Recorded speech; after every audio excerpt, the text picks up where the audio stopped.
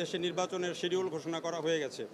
আপনি জানেন যে ৫ আগস্টের যে ঘটনা, তারপরে থানাগুলো লুট হয়েছে, এখনও অনেক অস্ত্র উদ্ধার হয়নি। এই অবস্থাতে বাংলাদেশে যে এবং সব থানাগুলো ফুল ফাংশন না, সেই ক্ষেত্রে নির্বাচনে আমি এইটা বলবো না, আমি এখন বলবো যে দেখেন যে পেঁয়াজের যে দামটা, একদিনে পেঁয়াজের দাম ৩৫ টাকা বেড়ে গেল। এটা কিভাবে সম্ভব?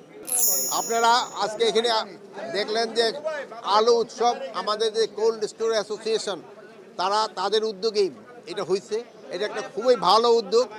এই উদ্যোগটার সাফল্য আমি কামনা করি এবং আমি আশা করব তারা প্রতি বছর এই উদ্যোগটা যেন নেয়। আপনারা জানেন এই বছর কিন্তু আলুর উৎপাদন অনেক বেশি হওয়ায় কৃষকরা কিন্তু এটার দাম পায় নাই। এখন পর্যন্ত অনেক আলু রয়ে গেছে, বাট তারপরে একটা সুখবর হলো যে নতুন আলুটা আসতে একটু দেরি হচ্ছে। এই জন্য হয়তো আমাদের পুরনো আলুটা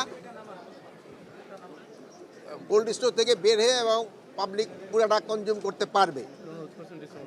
আর আমি আরও অনুরোধ করছি ডিসেম্বর পর্যন্ত যেন আমাদের এই কোল্ড স্টোর মালিক অ্যাসোসিয়েশনদের যে তারা যেন কোল্ড স্টোরটা ডিসেম্বর পর্যন্ত 31শে ডিসেম্বর পর্যন্ত খোলা রাখে।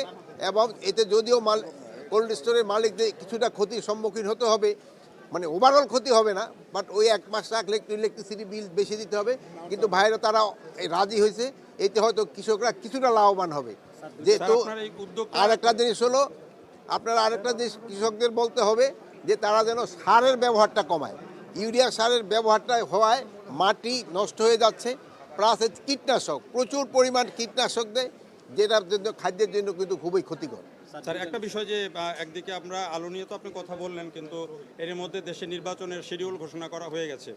আপনি জানেন যে ৫ আগস্টের যে ঘটনা, তারপরে থানাগুলো লুট হয়েছে, এখনও অনেক অস্ত্র উদ্ধার হয়নি। এই অবস্থাতে বাংলাদেশে যে এবং সব থানাগুলো ফুল ফাংশন না, সেই ক্ষেত্রে নির্বাচনে আমি এইটা বলবো না, আমি এখন বলবো যে দেখেন যে পেঁয়াজের যে দামটা, একদিনে পেঁয়াজের দাম ৩৫ টাকা বেড়ে গেল। এটা কিভাবে সম্ভব? এটা এই যে ধরেন যে মোবাইলের যুগে এই কারো সাথে কিন্তু পেঁয়াজের দাম বেড়ে গেছে। এই জন্য আমাদের এবার হয়তো পেঁয়াজ অত আমদানি করার প্রয়োজনও হতো না। কৃষকরা কিন্তু একটা ভালো পেঁয়াজ উৎপাদন করছে, তারপরে আমাদের আমদানির অনুমতি দেওয়া হচ্ছে। আপনারা এইগুলির দিকে খেয়াল রাখতে হবে। পেঁয়াজের দাম ৭০ টাকা এই মুড়ি পেঁয়াজ, আর যেটা নিয়ে ওই যে আগের পেঁয়াজ আসছে যে ওইটা ৮০ টাকা না আসা পর্যন্ত আমরা পেঁয়াজ ইম্পোর্ট করতে থাকবো। আর আজকে শুধু কৃষির ব্যাপারে আপনারা প্রশ্ন জিজ্ঞেস করবেন, ভাই একটা প্রশ্ন করছে, এটা আমি আরেকদিন উত্তর দিই।